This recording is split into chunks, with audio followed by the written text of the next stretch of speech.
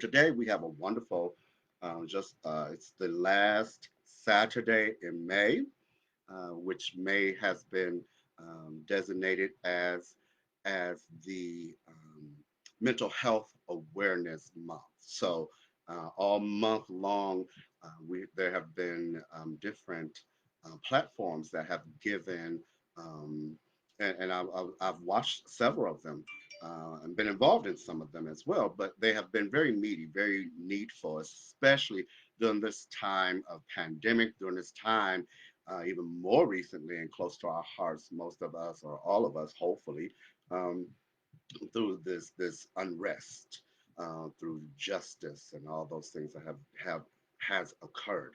So we are in need of knowing how to cope, coping mechanisms. How do we get by? How do we move forward? How do we shoulder the burden? And I think that ignoring it is definitely not the answer. Ignoring it is definitely not something that should be done, but we have to be able to, number one, acknowledge it, understand it, examine the problem, see, and go back historically, look at past. What has that taught us? What have we may have looked at, not looked at from today's lens back then? Taking a retrospective look provides insight into forward marching, to forward thinking. So that is always something that you want to be aware of, and definitely during this time. Now, what my prayer is, definitely my prayer is that we do not, after tomorrow's the last day of May, that we don't put aside all of the things and conversations that have been said so far, and that we keep moving forward, that we keep this prospect, prospect or paradigm, should I say, perspective of mental health awareness, of being aware of our where we are, where we're trying to go, and what does that roadmap look like to get there. So today we're talking about leading the mentally challenged. And I want to encourage you to please like, comment, and share. I'm a very interactive person. I love to engage. So I will ask questions during this session, and I want you to be able to respond. I can read in the comments. Um, and we can have a good conversation, because I believe as a teacher, the best teaching is the involvement of all who are there.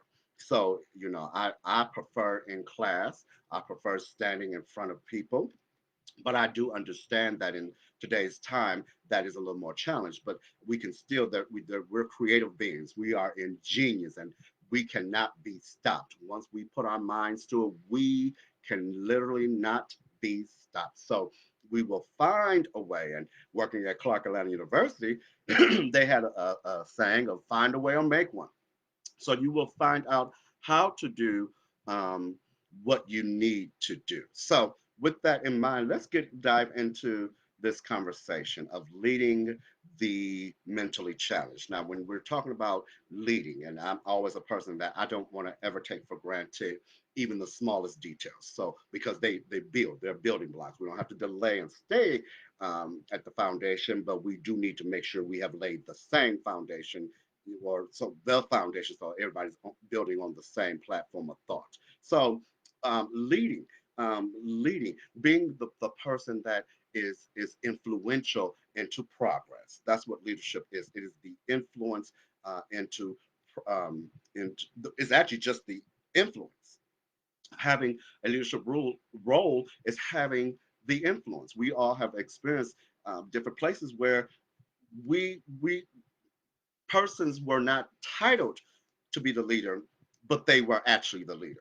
People actually listened to them. Well, what was that? What qualified that was their influence, whether it was earned, however ways influence is attributed, ascribed, or earned. It still is the actual deciding factor in who actually is the leader. In many household structures, we see that there's a mom and a dad, and in a lot of structures, they will actually literally say that the man is leading. And we all know that if we want something done, or we want a certain thing to be accomplished, we go to the mother who is literally, or who is, well, it's literally, they're literally the leader because they have the influence. They know how to move things forward.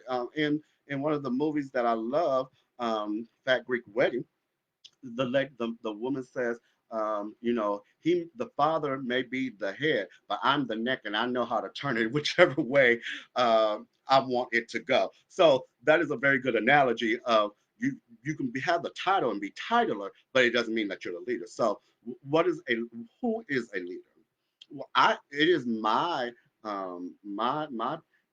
posit that a leader, everyone is a leader, whether you're leading your own self or you're leading 1 million people. You are a leader. How much influence you have, how far is your influence? So even in this, you are a leader, whether that's in nonprofit, whether that's in corporate America, whether that's at your church. Some of us are leaders with our families, some are leaders with our friends. They look to us for various things. You have influence. And so never discount who you are, never discount who you affect, never discount your sphere, your world, your kingdom that you have reign over. So never discount and say, well, I'm not a leader. You are a leader. Now, how many you are leading and how you lead, that is a different story. But you, in minimal, are a leader of yourself. Now, you may be led, but you still are a leader. So there is that's right, not in title but in actions. That is correct. And so it is very needful for us to understand that everybody is a leader. Then we want to talk about define, because we're talking about leading the mentally challenged. What is who? How do you define mentally challenged? Well, simply because there's an array of different definitions when you look it up in psychology. Whether it is they're going to talk about intelligently impaired, or otherwise. I mean, there's a lot. All of it has to do with your mind, your psyche, being um, challenge, having challenges of the mind. Now, when you break it down that way, I think we could find a whole lot of us may be may want to say we have suffered some mental challenges and at some point have been mentally challenged. Now, today's discussion is not going to so much talk about bipolar or autism or schizophrenia. Those things are governed already and how to deal with that, and that's a deeper level than what we're doing today. But I don't want, because sometimes we overlook the mental challenges and um, that are more commonplace. You have to know that there are those who actually have mental challenges that have never been diagnosed, that have never gone to a psychiatrist, a psychologist, and gotten proper diagnoses. But then there are those. Let me share a couple of facts. There are those who have gone, and there's a way that the human rights and all of those things, HR and HIPAA, all those laws come into play. But there are a couple different facts that I found that I want to share with you. And forgive me for having my phone. It was supposed to be on my laptop or my tablet, but my tablet didn't cooperate with me. But it says that the two highest mental illnesses, these are facts given by Psychology Today, and as of 2020, and this would have been January, so this is even before COVID-19. But the two highest mental illnesses that are experienced is anxiety and depression. And many of us know, all of us, I would presuppose and say, will say that we've all experienced depression, low times, and anxiety. And sometimes we don't know that it is. I mean, because bad things happen, and if we're not careful and we don't surround ourselves with things that help pull us out of that, we can enter into depression. We can enter into having anxiety and panic attacks and anxiety attacks. So those are the two most prevalent things that happen now. Now, a lot of my people, a lot of my sphere is church oriented. from the church. And so a lot of times we don't have um, in the church proper training. We don't have the what is known or best practice methods in the church. There's no HR um, wing of the church, a department in the church. We have home and formation, we'll have the cooking ministry, we'll have the choir, the ushers, but there's of course no HR. HR is kind of self-maintained, and the ultimate is probably usually the pastor or the assistant pastor or church mother. Those are usually the HR persons, which is quite kind of interesting. But we have to understand that while we're leading people, and depression is very real. But do you not know that depression, it is noted that depression and anxiety, or just having those ailments, have impacts your productivity, in as much as it said $3 trillion in cost globally has is impacted by mental illnesses at work due to anxiety and depression. Well, how do you now? Because it's not always on the leader. It starts with the leader, but it's not always on the leader. You can, as I just said before, your influence. You may not have to have that title. Let me say it that way. You may not have that title, but that is totally fine. You can lead in there's a thing called 360 leadership, which means that you can lead from the top, being the leader. You can lead from a lateral or team oriented, or you can be a subordinate. You can be actually not in title or have the proper authority and still lead. There are things that you can do. It's actually in my book that I wrote of the different methods that you can do to still influence, to still impact and make a good culture, because that's what it comes down to. It comes down to the culture. A lot of times in church, a lot of times in organizations, whether it's corporate or nonprofit, we find that the culture is not indicative of mental health awareness. It is not indicative. What it carries the stigma that does not allow mental health awareness. It it shames almost. It shames and condemns, and you're looked at differently, and you don't feel free to be able to come in and say, I'm having challenges today, or I have these problems, and again, you have human rights that you don't have to disclose. But even when you're having a bad day, when your dexterity of mind is not there, when you're not something has happened, beyond saying that someone has died or some traumatic open experience, there may be internal things, and sometimes it's just a flow of life. Your chemical balances are not aligned today. There is that you cannot pinpoint why you feel bad today. Have you ever had those days that you just wake up and I'm just not feeling it? Nobody did anything to me. Nobody said anything to me.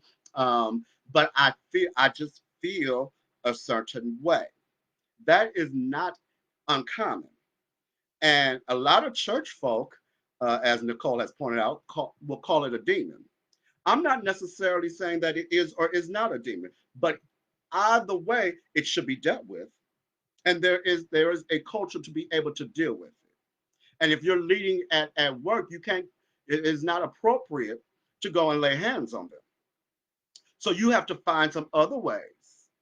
And when you get through praying, you still have to have an activity. You still have to have some follow through, some actionable methods that follow that. What is that? Well, the very first thing as a leader is to create a concerned environment. That is not about simply, I need you to clock in at the correct time, go to lunch at the correct time, come back from lunch, and then end at one time and be productive while you're on the clock. It has to be more than that. It has to be more than when you show up to church, I expect you at your post to do what you got to do, and I'm not actually being able to connect and relate to you. There are ways, you have to find ways to, number one, be concerned about their well-being and their welfare, their mental status. They feel more at ease. They feel more attracted to you when they know you care, when they know that you are sincere. But let's go to the ground zero. Is one, you can't you can't put out what's not within. You can't pour out what you don't have within. So the very first thing is self-care. And a lot of us have neglected ourselves, so we can't take care of others. We sometimes think we are. We're running on fumes and we think that we're helping, but be not deceived. Whatever's internal is coming out. So if you're frustrated on the inside, it doesn't matter how you put on a happy face, just smile and walk out.